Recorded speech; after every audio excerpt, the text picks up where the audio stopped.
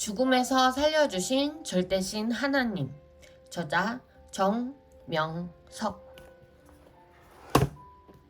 22번째 사연. 적 특공대 80명이 중대 기지를 침투한 이야기. 작전을 안 나가고 부대를 지키는 자대 근무를 했다. 베트남에 다시 간 지 10개월이 지나 고참이 되었을 때다. 고참이 되면 1년에 한두 번씩 작전 나가는 데서 빼주고 그 대신 부대에 남아 몇 명의 병사들과 부대를 지키는 임무를 부여받는다. 우리 부대는 적들의 요새 지역인 혼바삭 기습, 해변 취약 지역에 자리 잡고 있어서 적들의 기습을 항상 예상하지 않을 수 없었다.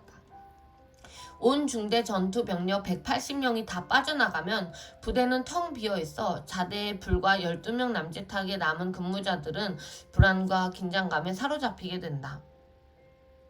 나는 작전을 안 나가고 자대 근무를 하니 성경 읽고 사색하고 명상할 수 있는 기회가 있어 보람이 있었다. 중대원들이 작전을 끝내고 언제 돌아올지 모르지만 그때까지 모든 시간들을 보람있게 쓰기로 마음먹었다. 해안 초소에서 보초선날 적 특공대가 중대기지를 침투했다. 열하루달 조명이 찬란히 비추는 밤, 다시 진지 벙커에서 뚫린 구멍으로 총을 내밀고 경계에 들어갔다. 턱을 보이고 진지 밖을 가까이에서 먼 데까지 쳐다보았다. 이때 착시 현상인지 멀리 어둠 속에 물체가 하나둘 보이기 시작했다. 들개들인가 사람들인가 아니면 아군들이 매복 작전 중에 무슨 상황이 있어서 이동하는가? 아무튼 초소 앞 가물가물한 곳에서 사람의 형상이 보이니 긴장되어 자세히 관찰했다. 한참 있으니 약 50m 앞에 10명의 해변가를 걸어 내 초소 쪽으로 오고 있었다. 아, 아군이구나. 적들 같으면 귀여울 것인데. 그들을 보니 베트남 민병대 같다는 생각이 들었다. 그들은 너무나도 태연스럽게 내가 근무서고 있는 벙커 철조망 10m 앞 해변에 앉아 담배를 피우고 있었다. 적들이라면 몸을 숨길 것인데 전혀 자기를 숨기지 않고 있었다. 나는 계속 진지 벙커에서 틈으로 내다보았다. 이들도 철조망 가까이에서 진지 구멍을 쳐다보았다. 밖에서 진지를 들여다보면 달빛에 진지 안이 보이기 때문에 나는 일단 얼굴을 진지에 숨기고 쳐다보았다. 그들은 모두 기웃거리고 철조망을 만져보고 있었다. 그런데 아무리 자세히 보아도 아군인 베트남 민병대는 아닌 것 같았다. 개인들이 들고 있는 화기는 그저 소총이 아니고 중화기와 기관 단총이었다. 틀림없이 월맹 특공대였다. 나는 중대 본부 상황실에 비상벨을 눌러 연락을 취했다. 하지만 아무도 응답이 없었다. 비상 근무자가 졸고 있는 것 같았다. 이제 큰일 났다. 어쩌나? 오늘 밤 나에게 죽음이 왔구나 하는 생각에 순간 죽음의 공포가 밀려왔다.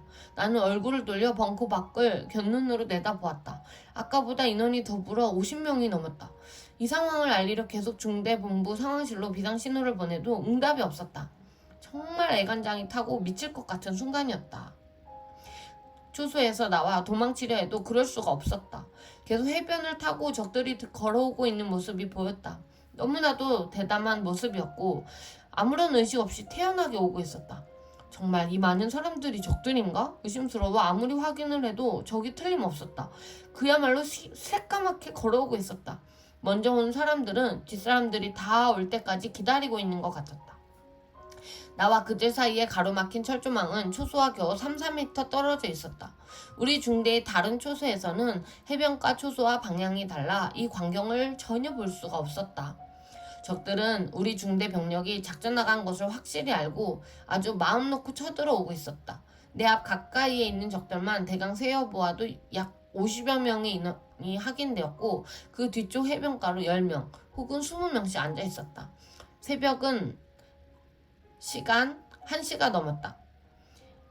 이들이 곧 중대기지 안으로 쳐들어올 것 같았다. 나는 사형장의 사람같이 두렵고 공포에 사로잡힌 심정이었다. 적들의 무기를 보니 특공대가 확실했다. 일반 소총과 장총을 가진 자들이 아니고 특수부대 총을 무기로 가지고 있는 자들이었다. 내 벙커 진지에는 크레모아 4개를 설치해 놓았고 스위치만 누르면 터지게 되어 있었다. 적들은 지금 자신들이 크레모아 최대 살상용 폭탄 위에 앉아 있다는 것을 전혀 모르고 있었다. 크레모아를 모두 모래 속에 묻어놓았기 때문이다. 크레모아의 위력은 그 하나가 700명이 총 한 발씩 쏘는 위력이고 살상거리는 50에서 한 100m다. 그 안에 있는 자는 벌집이 된다. 4대가 설치되어 있으니 2800개의 탄알이 동시에 날아간다. 내 손가락을 한 번 움직여 누르면 전원이 전멸할 위기에 놓여있다. 정신일도되니 생각이 신같이 날카롭고 예리해지며 힘이 생기기도 했다. 문제는 다 죽이느냐는 것인데 만일 다 못 죽이면 나머지와 내가 싸우게 되고 그러면 나도 죽는 밤이다. 전쟁은 하나님께 있으니 어찌해야 할지 물으며 기도했다. 적들은 선발대가 오던 해변 쪽에서 계속 한 명 한 명 거리를 유지하며 걸어와 이미 먼저 온 자들과 합류하고 있었다. 달밤이라 벙커 속에서 내다보니 그들의 동선이 훤히 보였다. 전쟁은 하나님께 있으니 이때 나는 하나님께 눈을 뜨고 기도했다. 내가 먼저 크레모아를 눌러 터뜨리지 않으면 결국 적들이 들어와 나를 꼭 죽이든지 생포하여 잡아갈 수밖에 없는데 어떻게 하면 좋겠느냐고 하나님께 간구하며 의논했다. 내 양심껏 하라는 뜻인지 아무런 응답이 없었다. 지혜로운 판단을 해야 하는데 혼돈됐다. 적들은 다시 철조망 밖에서 환한 달빛을 이용해 벙커 구멍으로 안쪽을 자세히 쳐다보며 확인했다. 나는 숨도 죽여가며 감쪽같이 숨어 은폐했기에 그들은 내가 있다는 것을 전혀 모르고 있었다. 하지만 벙커에 사람이 한 명도 없을 리가 만무하다는 듯이 그들은 포기 않고 7, 8번이나 별의별 자세를 다 취해가며 철조망 3m 밖에서 모가지로 황새 목까지 쭉 빼내밀고 벙커를 쳐다보았다. 나는 이때 적의 눈에 보이지 않게 해달라고 하나님, 성령님, 성자께 기도했다. 한마디로 말해서 애가 타고 간장이 녹는 순간이었다. 얼마 동안 몇 번이나 확인한 그들은 드디어 얼굴을 돌리고 뚜벅뚜벅 걸어가 자기 병사가 있는 곳으로 갔다. 나는 그때 숨을 몰아쉬었다. 아이고 살았구나. 제발 내 입에서 기침만 나오지 마라 했다. 벙커를 확인한 그들은 무더기로 앉아있는 병사들에게 가서 무엇인가 이야기를 하고 있었다. 물론 벙커를 확인하니 사람이 없고 인기척이 전혀 없다고 말하는 것으로 그들의 마음이 읽어졌다. 나는 전날 밤과 이날 밤에 이 초소에서 근무를 서면서 내 앞에 밀려오는 적을 내가 살릴 수만 있다면 죽이지 않고 살려주겠다. 그 대신 나와 전우들도 살려달라고 내 심정을 털어 하나님께 기도했던 것이 생각났다. 생명들을 살려달라고 하늘을 우러러 간절히 서약기도까지 해놓고 적이 내 앞에 온다고 죽일 수는 없는 밤이었다. 이꼴 저꼴 생각지 않고 나만 살려면 크레모아 스위치만 눌러도 20명에서 30명은 죽고 벙커 안에 비상용 수류탄 20개를 까던지면 몇십 명은 살상할 수 있다. 그러고 나면 남은 적들이 철조망을 뛰어넘어 온다고 해도 명사수로서 화력 좋은 M16 소총을 연발로 갈기고 유탄 발사기를 쏘면 까짓것 충분히 싸워 해치울 수 있었다. 하지만 내가 미친 듯이 적을 사정없이 죽여 대살인자가 되기보다 이들을 사랑으로 끝까지 대하여 살려줘야겠다고 결심하고 하나님께 적들을 살려줄 테니까 나도 살려달라고 간절히 기도했다. 전능자가 능력을 부리지 않고서는 도저히 이 문제를 해결할 수 없었다. 나는 이 순간 성경에 나오는 엘리사 선지자의 사건이 생각났다. 바닷가에 모래알같이 많은 아람 군인들이 이스라엘 민족과 싸우고자 쳐들어와 성읍을 둘러쌌다. 이를 본 엘리사의 제자 게하시는 두려워하며 엘리사에게 도망가자 했고 엘리사 선지자는 그를 안심시키며 하나님께 기도했다. 엘리사의 영안이 열려보니 하나님이 보낸 불말과 불병거들이 이스라엘에 쳐들어온 아람 민족을 막고 있었다. 이때 엘리사는 자기 제자의 눈을 열어 하나님이 보내신 불말을 탄 수많은 사자들을 보게 했다. 이를 보고 게하시는 심히 놀라워하며 안심했다. 결국 적들은 이스라엘 민족을 쳐들어오지 못하고 다시 오던 길로 돌아가고 말았다. 내 머리에는 이 같은 성경의 내용이 화면처럼 스쳐가고 있었다. 이 시간에도 불말과 불병거를 탄 하나님의 사자들이 이 적들을 막고 있다는 생각이 들었다. 다른 사람들도 해결할 수 없고 나도 해결할 수 없는 이 사건을 놓고 오직 하나님만이 해결할 수 있다고 믿을 수밖에 없었다. 그러나 하나님은 걱정 말라고도 하지 않으시고 나에게는 아무런 음성도 들리지 않았다. 시간을 보니 새벽 1시 50분이었다. 이제 2시가 되면 적들이 쳐들어오려는가 생각되었다. 초조와 불안과 두려움과 공포로 다시 마음이 요동쳤다. 결국 오늘이 나의 마지막 베트남 전투의 밤이라 생각을 하고 단념을 했다. 크레모아의 귀중함도 깨닫고 총의 귀중함도 깨닫게 되는 밤이었다. 적도 나도 하나님이 살려주신 밤이었다. 훈련소에서 총을 애인같이 사랑하라고 하더니만 이 밤에 불현듯이 그 생각이 났다. 이왕 죽을 바에야 싸우다 죽자. 싸우다 보면 부대에 남아있는 병사들이라도 오겠지 생각하고 벙커에 스치는 달빛 아래서 크레모아 스위치 4개를 한데 모았다. 나는 아직 정신이 있었던 것이다. 정신이 나가 쓰러지기 전에 아무래도 내가 먼저 공격을 해야 되겠다고 생각하고 하나님만 불렀다. 그리고 예수님을 부르며 나를 빨리 도와달라고 하였다. 그런데 여전히 양심에 꺼리는 것이 한 가지 있었다. 근무 서려고 벙커에 들어와 기도할 때 하나님 앞에 이 밤에 죽을 생명들을 구해달라고 기도한 것이 내 신앙의 양심에 강하게 파도쳤다. 나와 이들의 생명을 불쌍히 여겨달라고 간곡히 기도했던 것이다. 이들을 죽이지 않겠다고 기도해놓고 죽일 수밖에 없는 운명이었다. 나는 성령님을 부르며 어떻게 해야 되느냐고 물었다. 이들을 감동시켜 빨리 가게 해달라고 기도했다. 새벽 2시가 되니 그들 중 3명이 널빤지를 메고 다가오고 있었다. 이 무슨 쇼를 하려는가? 나는 구경꾼이 되어 벙커 안에서 쳐다만 보고 있었다. 무엇인가 속닥거리면서 3명이 널빤지를 들고 철조망 앞으로 오더니만 철조망을 덮었다. 철조망을 덮고 길을 내어 그 위로 들어오려는 것이었다. 확실하구나. 부대를 기습 공격해 들어오려고 하는구나. 할 수 없다. 나도 공격을 해야 되겠다라고 생각했다. 급기야 크레모아 스위치 4개 중 2개의 스위치 1단계를 나도 모르게 눌렀다. 2단계를 누르면 터지는 것이다. 총도 귀하지만 그 스위치의 위력이 그날 밤 나에게는 핵무기 같은 존재였다. 하나님의 특별한 말씀이 없으니 내 생각대로 할 수밖에 없었다. 너희들도 나를 모르고 결국 나도 너희들을 모르겠다. 이 판 사판이다 했다. 그런데 이들이 일부 병력은 크레모아가 설치된 곳에서 10m 안쪽으로 들어와 있기 때문에 살상 범위에서 벗어나 있어 사실상 터뜨린다 해도 문제였다. 하지만 크레모아의 인계철선을 좌우 X자로 설치해 놓았기에 4개를 다 터뜨린다면 실탄 2800발이 날아가므로 40명 정도는 거의 죽는 것이 확실했다. 이렇게 사람을 잔인하게 죽여야 하나 생각하고 나는 마지막으로 뜬 눈으로 또 기도했다. 나도 저들을 살려줄 테니 하나님도 나를 살려주세요. 저들을 아무리 많이 죽여도 내가 죽으면 무슨 소용이 있겠어요. 제발 저들 좀 그냥 돌아가게 해주세요 하고 간구했다.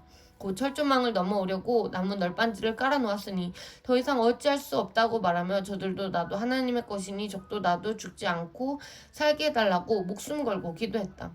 초소 구멍으로 들어오는 달빛을 피해 곁눈으로 밖을 내다보니 모두 서서 담배들만 피우고 있었다.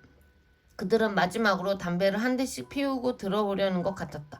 눈을 뜨고 그렇게도 애타게 기도했으나 아무런 음성도 들리지 않고 깨달음도 없었다. 마음만 답답한 순간이었다. 어쩌면 하나님은 내가 행하니 너는 지켜만 봐라 하시는 것일 수도 있다는 생각이 들었다. 왜 하나님과 성령님의 응답이 없을까? 왜 예수님은 한마디도 안 하실까? 정말 내가 이런 상황에 있는 것을 보고 계신가? 외면하고 계시는 것은 아닐까? 나의 양심을 보고 계실까? 과연 생명을 얼마나 귀하게 보고 살상치 않는지 나의 행동을 끝까지 보고 계시는가? 죽는 날이라 응답도 없는 것인가? 하나님이 내 죽음의 때에 도와주는 횟수가 다 끝난 것인가? 하며 벙커 속에서 혼자 별의별 생각을 다 하지 않을 수 없었다. 그들은 담배를 다 피우고 나서 모두 일어나기 시작했다. 드디어 시간이 되었구나. 적들의 부대 침입 시간이 되었구나 생각했다. 내 예상대로 그들은 마지막 담배를 피우고 작전을 하려고 일어났다. 멀리 있던 자들도 일제히 일어났다. 이때다. 지금 크레모아를 터뜨려야 된다. 지금 일어섰을 때가 기회다. 크레모아로 다시 손이 갔다. 터뜨리기 직전 운명을 하늘에 맡겼다. 이제 내가 스위치를 누르면 전투가 벌어지는 상황이다. 특공대 80명과 싸우는 80대 1의 전투가 되는 것이다. 저들을 살려주고 나도 살려고 했던 밤인데 이 길 외에는 없는가? 저들과 나의 생명을 살려달라고 해놓고 내가 왜 먼저 죽여야 되나? 내 마음은 끝까지 갈등하고 있었다. 나는 애간장이 타서 죄가 되어버렸다. 적을 먼저 죽여야만 내가 사는 비극의 순간이라 크레모아의 스위치를 쥔 손에 힘이 풀렸다. 나도 모르게 내 눈에서 눈물이 뚝뚝 떨어졌다. 사랑의 전쟁을 해야 나도 살고 저들도 살리는데 주 하나님이여, 저들도 나도 용서하여 주옵소서. 이대로 꽝 하고 터뜨리면 저들과 나는 오늘 밤 한자리에서 죽겠지. 그리고 사람 죽인 죗값으로 인해 저들과 함께 나는 악한 일을 행해서 가는 괴로운 지옥으로 가겠지. 나 살아오라고 매일 새벽마다 추운데도 기도하는 어머니와 식구들이 애간장을 태우며 편지 보내오기를, 적도 살려줘서 자기 부모께 돌아가게 하고 나도 살아서 부모께 돌아오라 했는데 또 하나님은 원수를 사랑하라 하셨는데 그러므로 반드시 전능자 하나님의 말씀을 지켜야 승리한다 하고 최종 판단을 했다. 잠깐 눈을 감고 다시 한번 마지막 기도를 했다. 하나님을 부르며 이렇게 하겠다고 했다. 내 눈에는 뜨거운 눈물이 넘쳐 계속 흘러내렸다. 어린아이처럼 주저앉아 엉엉 울고 싶었다. 하지만 하나님이 나와 함께 하심을 절대 믿고 있었다. 나는 진짜 마지막 결단의 기도를 했다. 평소대로 나는 저들을 죽이지 않겠습니다. 하나님 뜻대로 하옵소서 하고 나도 살리겠으니 하나님도 그러시라고 했다. 눈물을 닦고 다시 밖을 내다보았다. 그런데 그 많은 적들이 어디로 갔는지 15명 정도만 보이고 나머지는 안 보였다. 아니 철조망을 순간 다 넘어온 것인가? 놀라서 다시 정신을 차리고 보았지만 그들은 오던 길로 해변길을 따라 평화롭게 걸어가고 있었다. 머리에는 찡 하는 충격을 느꼈다. 기쁨이었다. 평화와 사랑이었다. 새벽 3시 가까이 되었다. 열하루 달빛이 그들이 가는 길에 더욱 밝혀주었다. 마지막에 남은 적들이 이 무슨 일이 이렇게 끝났는가? 하고 생각이라도 하는 듯 자기네들끼리 7명이 남아 무슨 말들을 나누었다. 내 영감에 왜 작전을 안 하고 이대로 끝나는 거야? 도대체 이해가 안 된다. 그런 이야기를 하는 것으로 그들의 심정이 전해져 왔다. 하지만 나는 알고 있다. 하나님이 나와 함께 하시어 내 기도를 들으시고 사랑과 평화의 능력으로 표적을 행해 주신 것이다. 내가 표적을 일으키니 그 행한 대로 하나님도 표적을 일으켜 주셨다. 하늘의 천군들이 불말을 타고 와서 적들이 들어오지 못하도록 철저히 지키게 하셨다. 적을 꼭 죽여야만 승리하는 것이 아니다. 사랑하며 살리는 작전을 해야 하나님이 승리하게 하신다. 이날 밤 적을 죽일 수 있는 모든 무기를 설치해 놓아서 내가 유리했다. 크레무아를 누르고 수류탄을 던지면 적들을 많이 죽일 수 있었다. 그러나 적을 안 죽이려고 하나님께 적도 살고 나도 살게 해달라고 기도했던 것이다. 하나님은 그 기도를 들어주시고 나를 통해 행하셨다.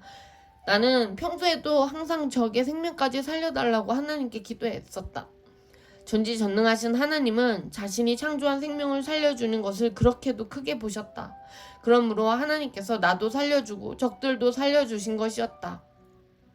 베트남 전쟁에 참전한 후로 이 같은 날은 없었다. 나 혼자 적 80명과 싸워서 이긴 것이다. 나도 살고 적도 살면서 승리한 밤이었다. 적을 꼭 죽여야만 승리하는 것이 아니다. 나도 살고 적들도 사는 평화로운 전쟁이 진정한 승리의 전쟁이다. 이같이 나를 살려주신 전능자 하나님은 큰 표적을 보이셨다. 약 1년 전 닌호아 작전 때 하나님을 의지하며 작전에 나간 신앙으로 뭉쳐진 임마누엘 중대도 나와 같이 이러한 기도를 했더라면 결과가 달랐을 것이다. 임마누엘 중대는 신앙인들로 특별히 만들어진 부대로 하나님이 함께하면 이와 같이 적들을 멸하고 승리한다는 것을 보이려고 만든 시범 중대였다. 그런데 한두 번 작전에 나가서 승리한 후 다시 시작된 작전에서 일개 중대가 거의 전멸하고 말았다. 살아남은 중대장은 이에 충격을 받고 하나님이 없다고 그 존재를 부인하기까지 했다. 하나님이 있다면 하나님의 이름으로 싸우는 신앙의 부대를 이렇게까지 멸할 수가 있단 말인가? 왜 하나님이 저기 편을 들었을까 하며 중대장은 의문을 못 풀었다고 한다.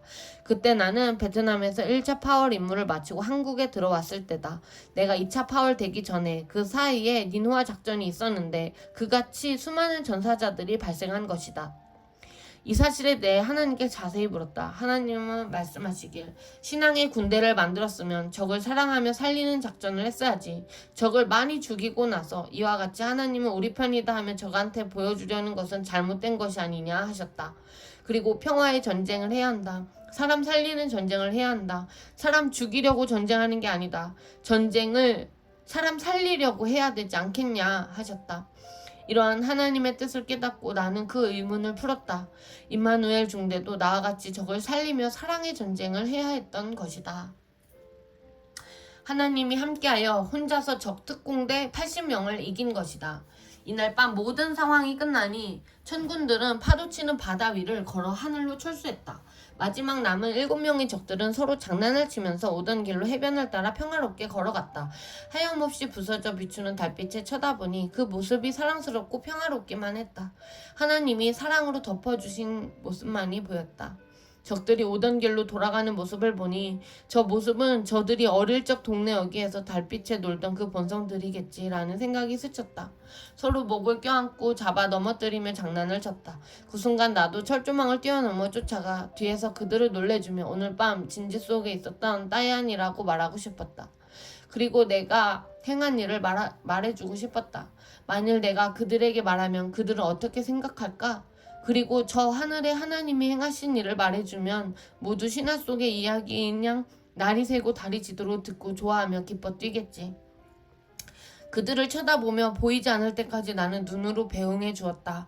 그리고 이날 밤 모든 일을 생각하며 하나님께 감사드렸다. 하나님은 대답이 없어도 옆에 계셨고 내가 애간장이 타 정신이 혼미했을 때도 나를 지켜주셨으며 이미 이날 밤을 정하여 나로 하여금 군무를 서게 했음을 깨달았다.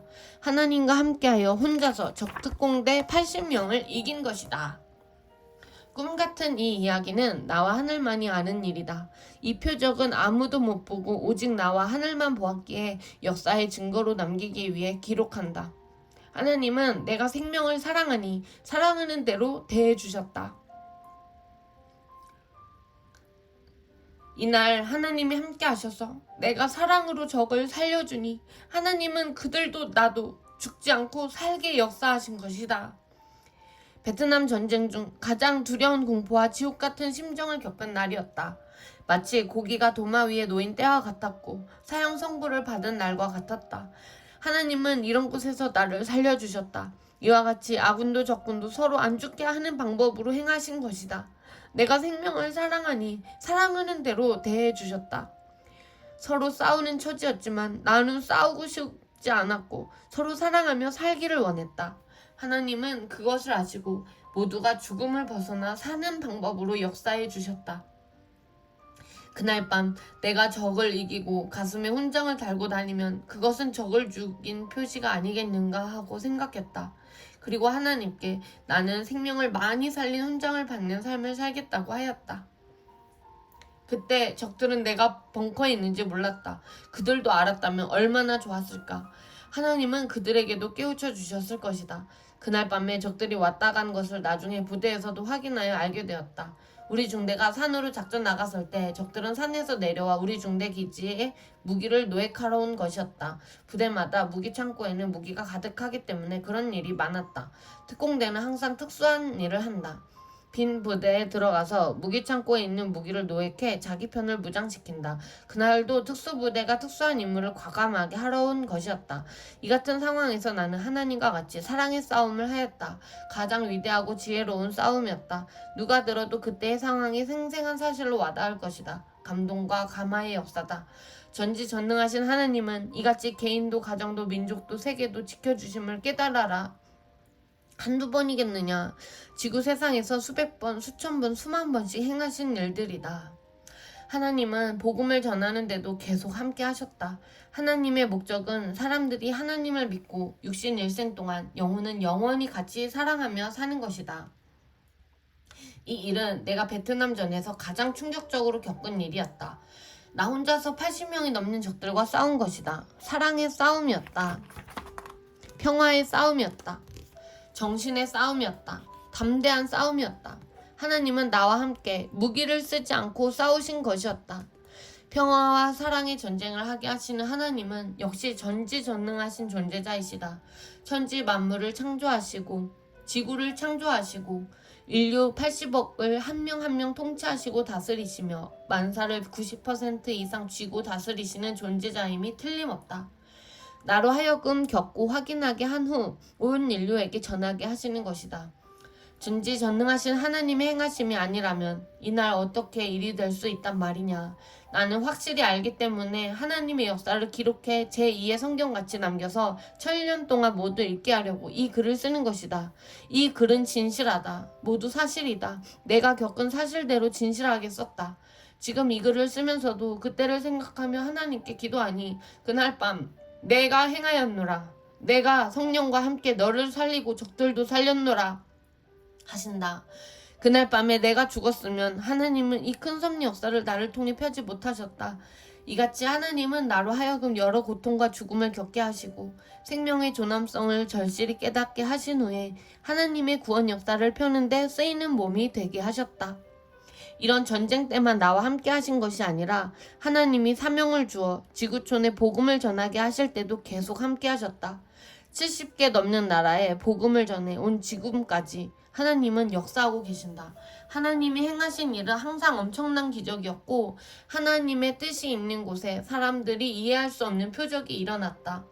많은 지구촌의 사람들이 하나님이 나를 통해 행하신 일을 듣고 또 이 시대 하나님의 생명의 말씀을 받아 전해줄 때 듣고 따라온다. 그동안 하나님이 하신 일을 나를 통해 전해 듣고 감격하며 전지전능하신 하나님은 이렇게 절대 존재하고 계시는구나 하고 따라온다.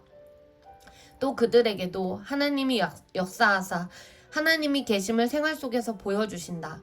근본적으로 그들의 영혼을 살려 영혼이 잘됨 같이 육신도 잘되게 도와주시는 것이다.